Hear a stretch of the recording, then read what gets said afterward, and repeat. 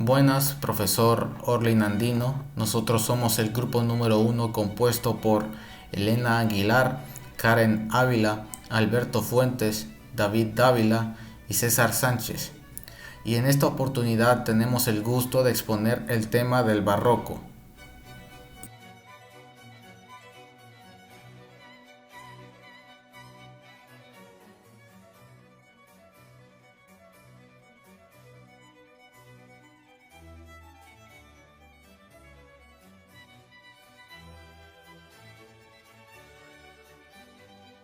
Tardes, mi nombre es Elena Alvarado del Grupo uno y nosotros les vamos a hablar del género musical barroco, el cual fue desarrollado entre 1600 y 1750. Este periodo no solo marcó una transformación en la manera de crear e interpretar música, sino que también dejó un legado imborrable. La ornamentación. La ornamentación es una de las características más distintivas de la música barroca.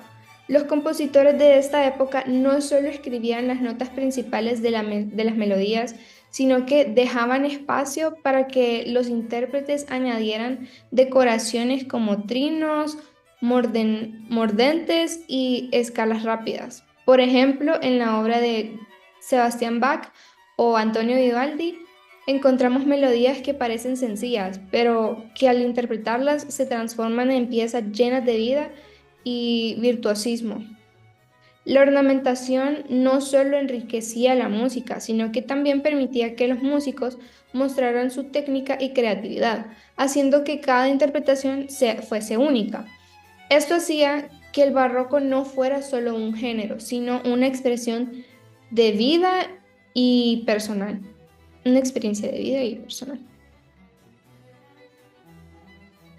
Ahora vamos con el bajo continuo. El bajo continuo, también conocido como el basso continuo, es otro pilar fundamental del barroco. ¿Qué es exactamente? Es una línea de bajo que se repite de manera constante y sirve como una base armónica para el resto de la composición.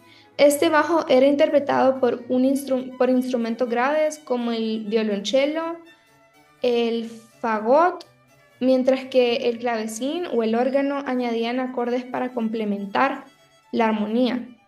Podemos compararlo con los cimientos de un edificio, que proporcionan estabilidad y coherencia a toda la obra. Por eso escuchamos el bajo continuo en casi todas las formas musicales barrocas, desde conciertos hasta óperas. Un ejemplo es el canon de re de Pachelbel, donde el bajo continuo guía toda la pieza mientras las melodías superiores evolucionan de manera rica y compleja. El contraste. Finalmente llegamos al contraste. Una de las características que hace de la música barroca tan emocionante, durante el periodo, los compositores jugaron con las diferentes dinámicas entre timbres y texturas. Por ejemplo, un concierto barroco es común escuchar diálogos entre un solo instrumento como el violín y toda la orquesta.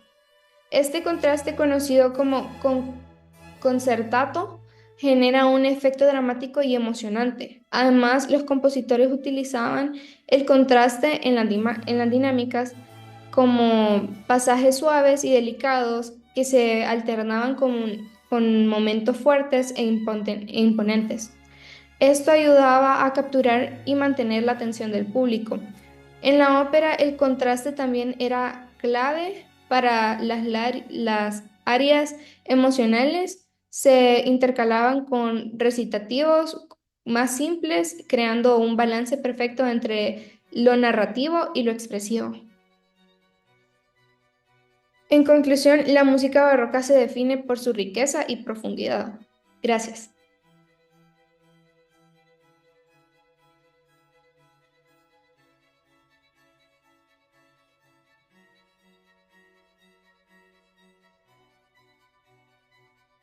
Buenas tardes, Lick.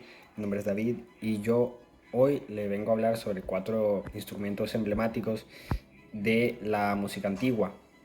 entre los cuales están el órgano, el violín barroco, la trompeta natural, la flauta dulce y el clavecín.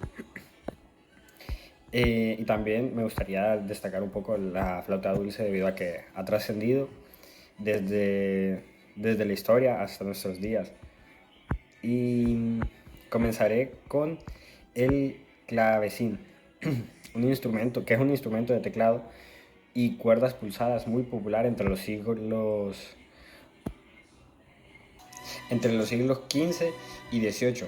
A diferencia del piano, en lugar de golpear las cuerdas, las pellizca mediante plecetros, se llamaban.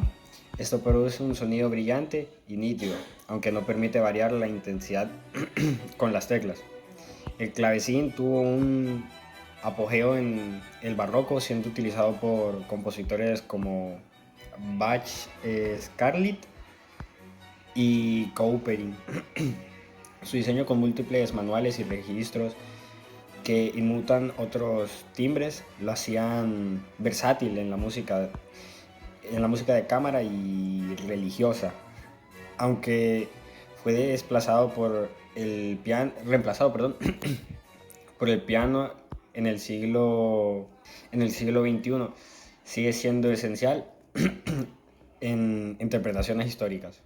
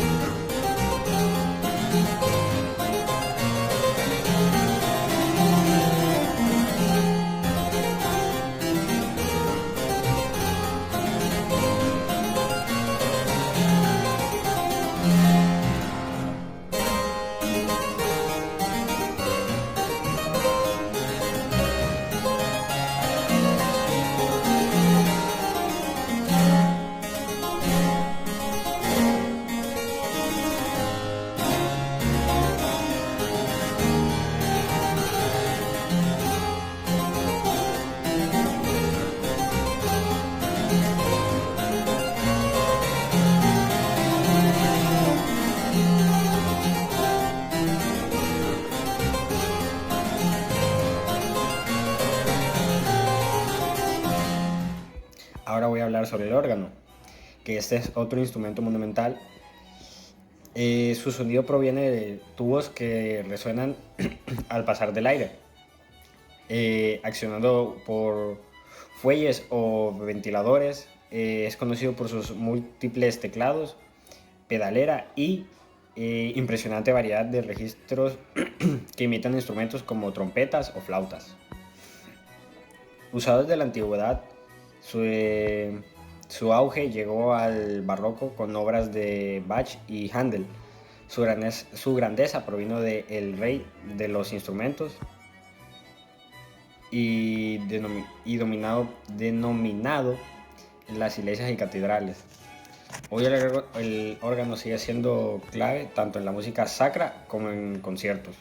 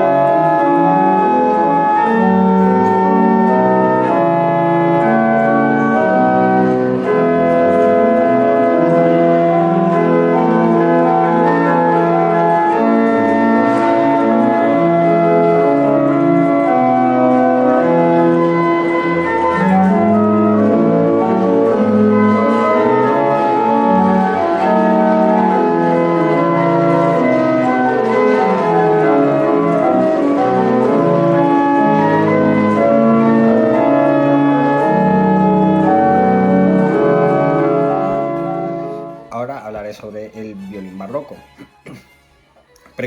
precursor del violín moderno. Tiene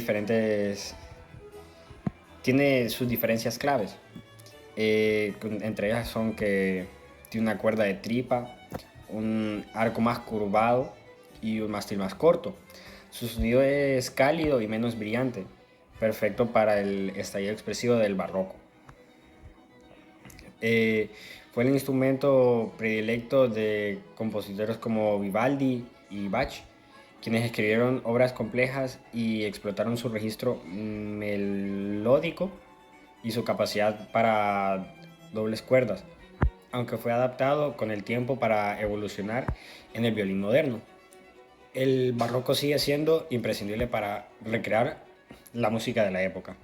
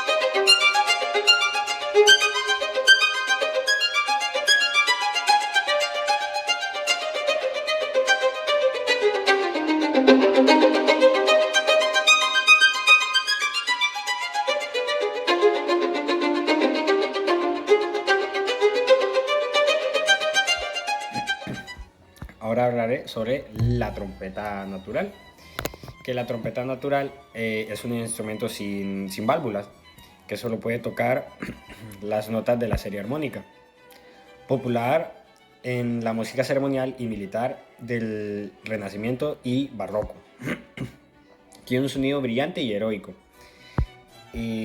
Durante el Barroco, compositores como Bach y Händel escribieron para ella, destacando piezas como el segundo concierto de Brandeburgo, aunque fue reemplazada por la trompeta moderna en el siglo XXI.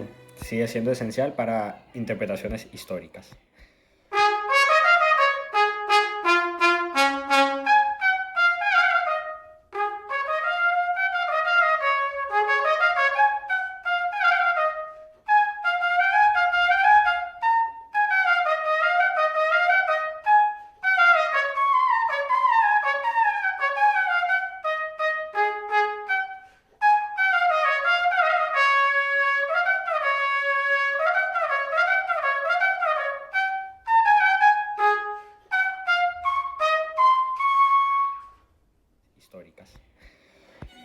Y ahora por último hablaré sobre la flauta dulce, que es un instrumento, es un instrumento de viento y de madera con orígenes medievales, utilizada en la música renacentista y barroca.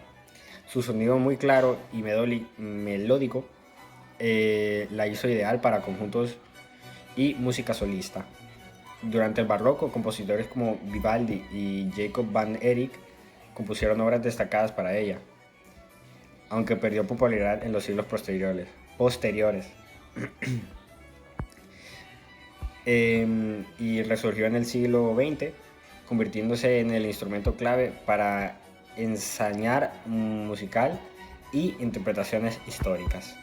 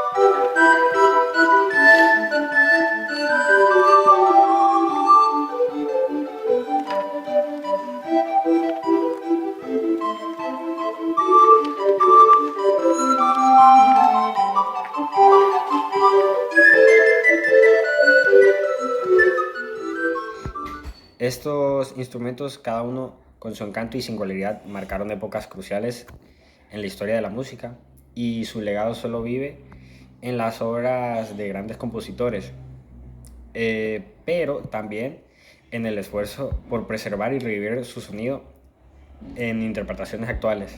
Muchas gracias.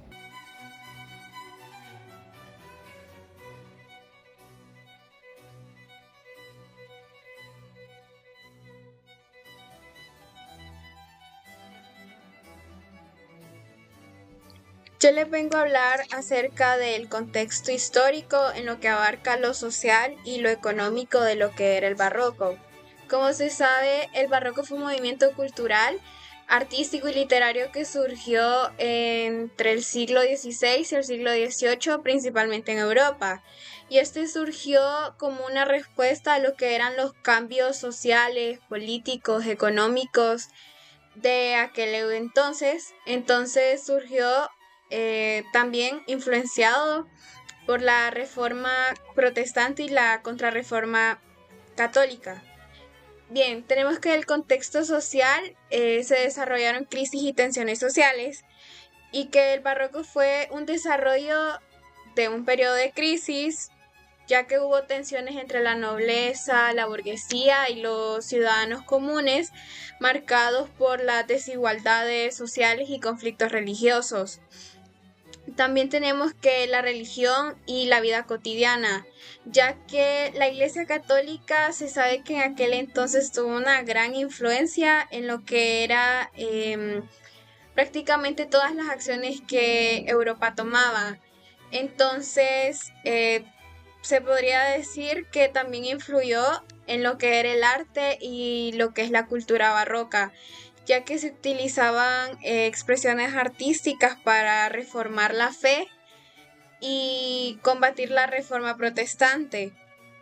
También tenemos lo que es el desarrollo urbano, que es el crecimiento de las ciudades y la consolidación de las cortes reales que fomentaron un estilo de vida más ostentoso, visible de las obras arquitectónicas y lo que eran las artísticas barrocas.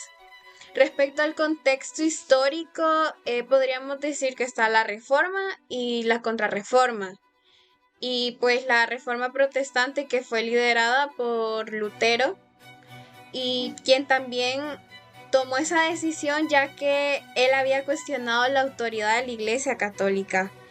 Y eso fue en respuesta a la contrarreforma que utilizó el arte barroco, ya que Lutero estaba en contra de muchos pensamientos e idealismos que la Iglesia Católica forzaba a ejercer. También tenemos que, como una herramienta para poder recuperar la espiritualidad y el fervor religioso, Lutero también utilizó lo que se podría decir la reforma protestante. Y bueno, también tenemos las monarquías absolutas, que en aquel entonces la mayoría de Europa estaba liderada por lo que eran monarquías. Y bueno, los monarcas utilizaron el arte barroco como un símbolo de poder y grandeza. Entonces también fueron encargados de grandes obras arquitectónicas, como se sabe, el Palacio de Versalles. También las guerras y conflictos, que en aquel entonces para poder poder tener un imperio, uno tenía que estar sometido a guerras y conflictos con otros imperios, con otros países, con otras religiones incluso.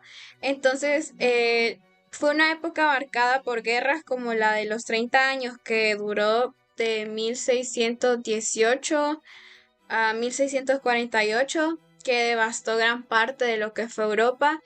Entonces generó como un sentimiento de incertidumbre de que el barroco pudo plasmar con dramatismo y emoción en sus obras. Respecto al contexto económico, tenemos que la crisis económica, que fue gracias a las guerras constantes que habían, hubo un aumento en la inflación y dificultades para poder hacer comercio. Entonces las cortes y la iglesia seguían viendo como un gran futuro en el arte a pesar de esta situación. Y también se puede ver la expansión colonial, que es el colonialismo europeo, que este influyó en lo que era América y Asia. Influyó de manera económica también en las potencias imperiales. España, por ejemplo, financió parte de los esplendores barrocos con las riquezas extraídas de sus colonias. También tenemos el mercantilismo, que era como un sistema económico basado en la acumulación de riquezas, y este también se reflejó en lo que era el arte barroco, que ese arte exhibía lo que era lujo y exceso. Y bien, podemos hacer un resumen de que las características generales del barroco eran la exuberancia y el dramatismo, que se miraba en lo que era el arte y la literatura barroca, y también la religiosidad, que pues la temática religiosa fue bastante importante en lo que era la arquitectura, las esculturas, y también tenemos la ornamentación, que era el estilo que el barroco realmente buscaba reflejar a través de obras, decoraciones. Y pues en resumen, lo que es el barroco se podría decir que surgió y se refleja en lo que es una época de transformación y contradicciones en Europa en aquel entonces. Y este arte ayudó como a hacer énfasis en lo que era la historia, porque en resumen y en pocas palabras, el barroco reflejaba lo que sucedió en aquel entonces mediante el arte, la literatura, y pues eso sería todo.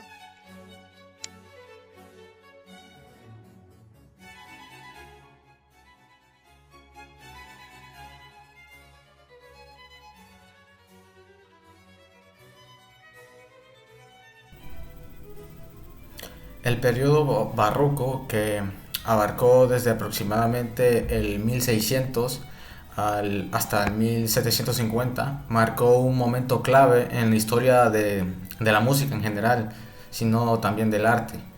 Este periodo se caracterizó por su riqueza ornamental, su dramatismo, su búsqueda de emociones intensas en sus distintas composiciones. Entre los grandes genios de este tiempo podemos destacar a Johann Sebastian Bach, a Antonio Vivaldi, a George Friedrich Händel y a Claudio Monteverdi, cuyas obras representan la cima de la creatividad y de la técnica musical de esta tan importante época. Yo les voy a explicar, no solo les voy a explicar, voy a explorar cuatro de sus composiciones, las cuatro más icónicas de estos grandes maestros. Empecemos con Johann Sebastian Bach, quien nació en Alemania en 1685 y es considerado uno de los compositores más influyentes de la historia. Su música combina un dominio técnico impecable con una profunda carga emocional. Una de sus obras más famosas es la tocata y fuga en re menor, que fue escrita para ser tocada en órgano. Esta pieza comienza con una tocata que es una introducción libre y virtuosa, llena de dramatismo. Luego sigue la fuga, que desarrolla un tema central mediante intricadas repeticiones y variaciones en la música. Esta obra captura la esencia del barroco, su profundidad, su complejidad, y tiene un impresionante sentido de equilibrio. Aunque fue compuesta probablemente durante la juventud de Bach, sigue siendo un ejemplo perfecto de su gran ingenio.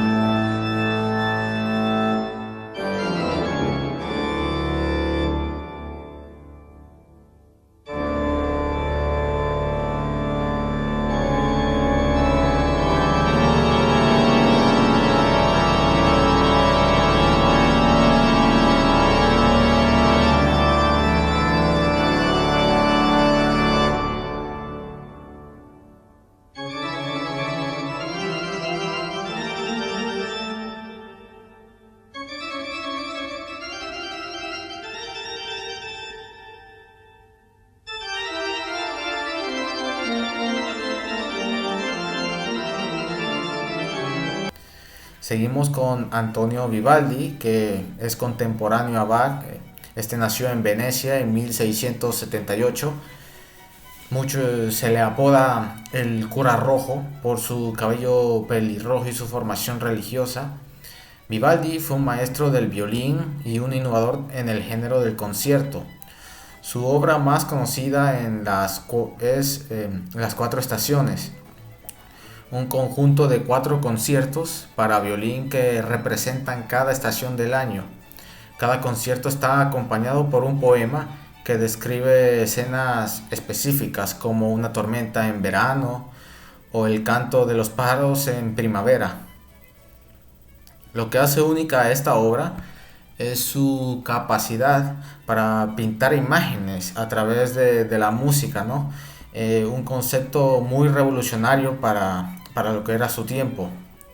Las Cuatro Estaciones no solo es una obra maestra del barroco, sino un hito en la historia de la música, es decir, ya que esta narra historias o evoca imágenes a través del sonido, ¿no?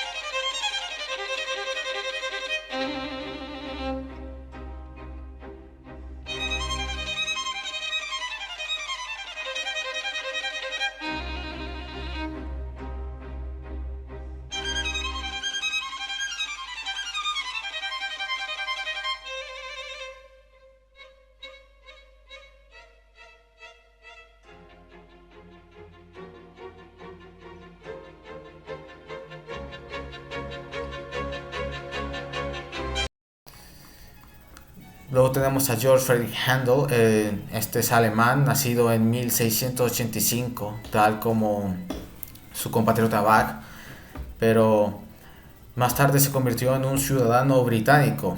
Este también es un gran ejemplo de la música barroca. Su carrera estuvo marcada por un talento para la ópera y los oratorios, ¿no? Formas musicales dramáticas que combinaban elementos vocales e instrumentales.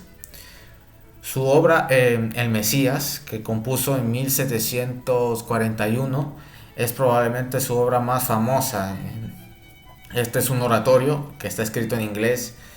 Se divide en 3 partes que narran la vida de Jesucristo, desde su nacimiento hasta su resurrección. Dentro de esta obra, el coro Aleluya se ha convertido en un símbolo universal de la celebración a esta religión, ¿no? Lo impresionante de El Mesías es que Händel lo compuso en tan solo 24 días, demostrando su prodigiosa habilidad y su gran devoción cristiana, ¿no? Hoy esta obra es interpretada en todo el mundo, especialmente durante la Navidad y en Semana Santa.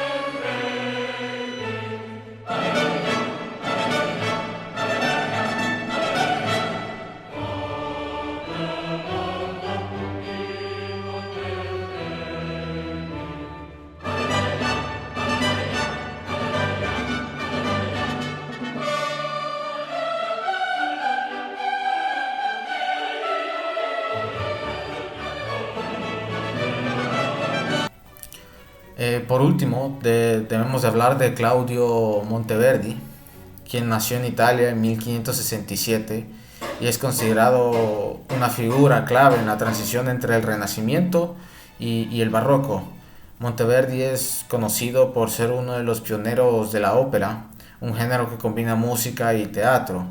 Su obra L'Orfeo, estrenada en 1607, es una de las primeras óperas de la historia.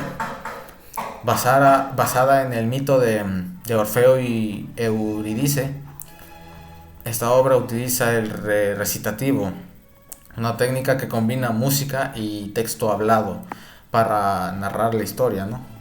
Además, esta obra mezcla el estilo madrigal renacentista con las innovaciones del barroco, logrando un buen equilibrio entre la transición y la modernidad que ofrecía el barroco.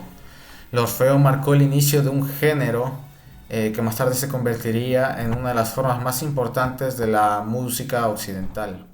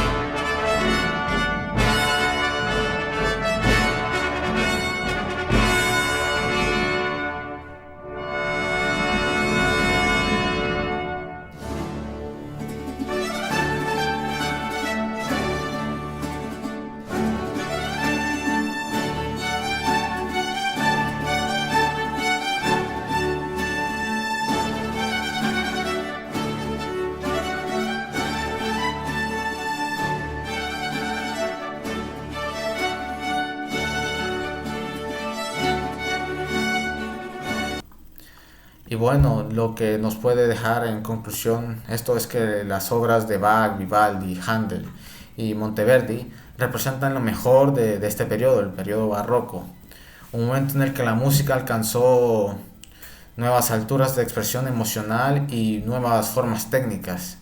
Estas composiciones no solo definieron su tiempo, sino que también sentaron las bases para el desarrollo de la música durante siglos posteriores. Gracias a estos maestros, el legado del barroco sigue vivo, inspirando a músicos y a audiencias en todo el mundo.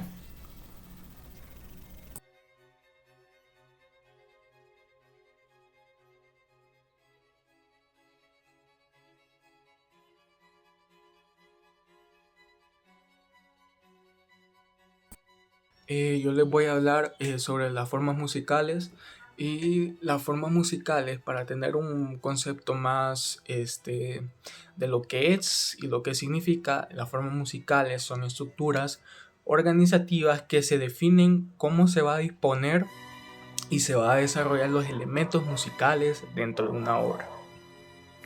Estas obras proporcionan un marco en lo que los compositores pueden explorar melodías, armonías y ritmos, y obviamente texturas, permitiendo al oyente el poder seguir y disfrutar de la música a lo largo de su desarrollo.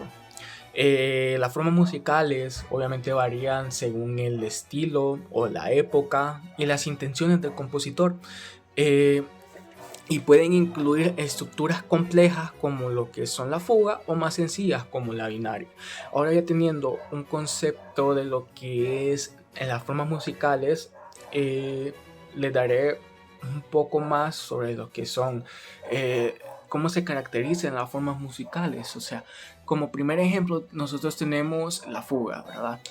La fuga es una forma musical basada en el principio del contrapunto, donde un tema principal es introducido en una voz y luego se repite en varias voces o en otras voces, generalmente en una tonalidad o en diferentes tonalidades, ¿verdad? La fuga se desarrolla mediante las variaciones y combinaciones del tema inicial, lo que da lugar a un complejo tejido contrapuntístico. Algunas características de la fuga es que la fuga suele seguir un patrón estricto de exposición y luego un desarrollo donde se manipulan las ideas musicales haciendo uso de técnicas como la inversión, que es cambiar las notas musicales cambiar la dirección de las notas, o la retrogradación, que es tocar el tema al revés. Algunos compositores más famosos o compositores claves, por decirlo así, sería Johann Sebastian Bach, que es probablemente el compositor más famoso asociado con la fuga, en obras como el Arte de la Fuga, que muestran su maestría en este formato. También tenemos como siguiente, que es el concierto. El concierto es una obra en la que un solista o un grupo de solistas interactúan con una orquesta. Es especialmente popular desde el barroco y su formato suele ser de 3 movimientos. Suele ser de rápido, lento, rápido. Algunas características de lo que es el concierto es que la estructura básica del concierto permite al que el solista brille en pasajes virtuosos, mientras que la orquesta actúa como un contrapunto, estableciendo un diálogo con el solista. El primer movimiento, que a menudo sigue la forma, es la del sonata, mientras que el segundo es más lírico y el tercero es un poco más animado. Algunos compositores claves de lo que son el concierto serían Antonio Vivaldi con su famoso concierto para violín en re menor, y Wolfgang Amadeus Mozart con su concierto para piano, que estas 2 obras son de las más importantes exponentes en este género. También nosotros tenemos el concierto grosso, que el concierto grosso es una forma musical barroca en la que un pequeño grupo de solistas llamados el concertino se enfrenta a una orquesta más grande, que se le conoce como el ripieno. A menudo se basa en alternaciones entre estos 2 grupos en lugar de un solista único. Algunas de sus características del concierto grosso es que es una obra en la que resaltan las habilidades de los 2 solistas, pero sin dejar de lado la interacción con la orquesta en su forma más clásica. Tiene 3 movimientos como en el concierto, que son las mismas, que se repiten, que es rápido, lento, rápido, y emplea una dinámica de diálogo entre el concertino y el ripieno.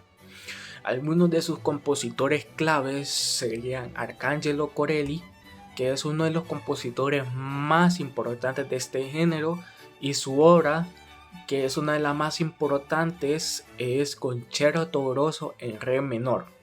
También tenemos lo que es el oratorio, que el oratorio es una obra vocal sinfónica de gran escala, que generalmente es basada en temas religiosos o históricos, que se interpreta sin escenificación, a diferencia de la ópera, y se presenta en orquestas, coros y solistas. Algunas de sus características es que el oratorio se caracteriza por su formato narrativo y suele estar dividido en varias partes que incluyen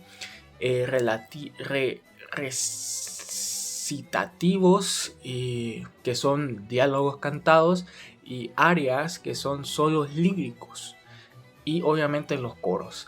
El oratorio no tiene la misma puesta en escena de la ópera, pero se realiza en concierto. Algunos de sus compositores claves es George Friedrich Händel.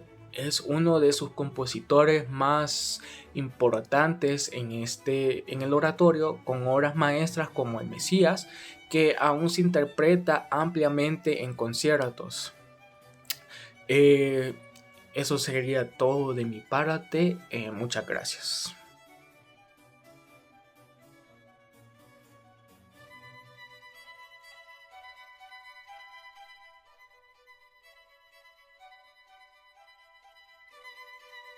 Algunos ejemplos donde se usa el clavecín son en el preludio en do mayor del clavecín bien temperado de Johann Sebastian en Bach.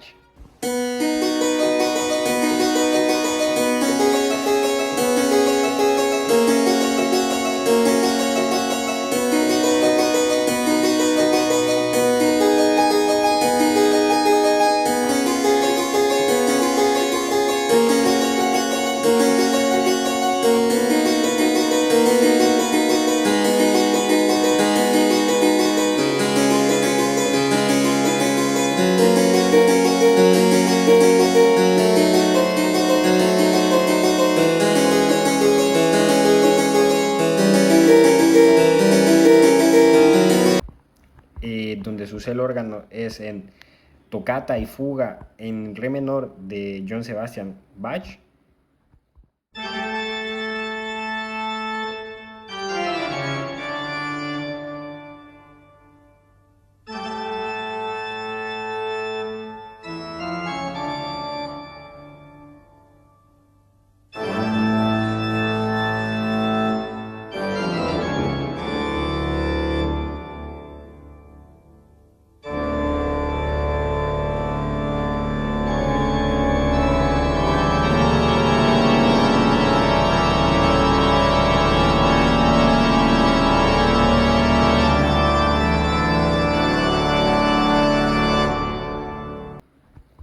El violín barroco son las cuatro estaciones de Antonio Vivaldi.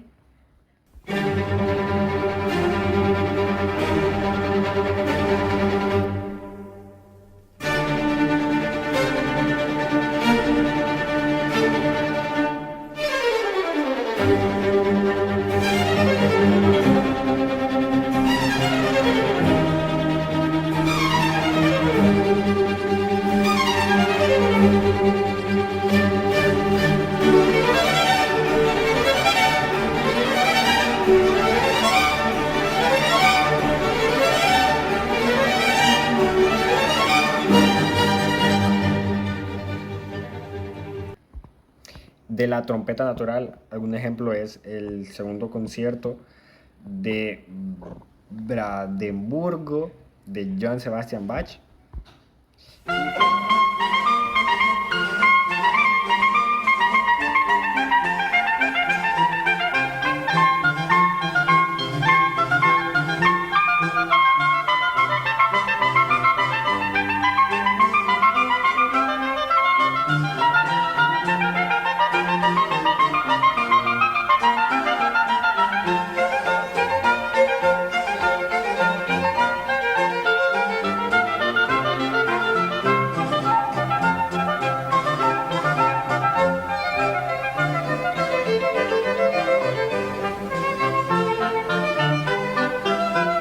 Y por último de la flauta dulce, el arte de la flauta dulce de Jacob van Eyck.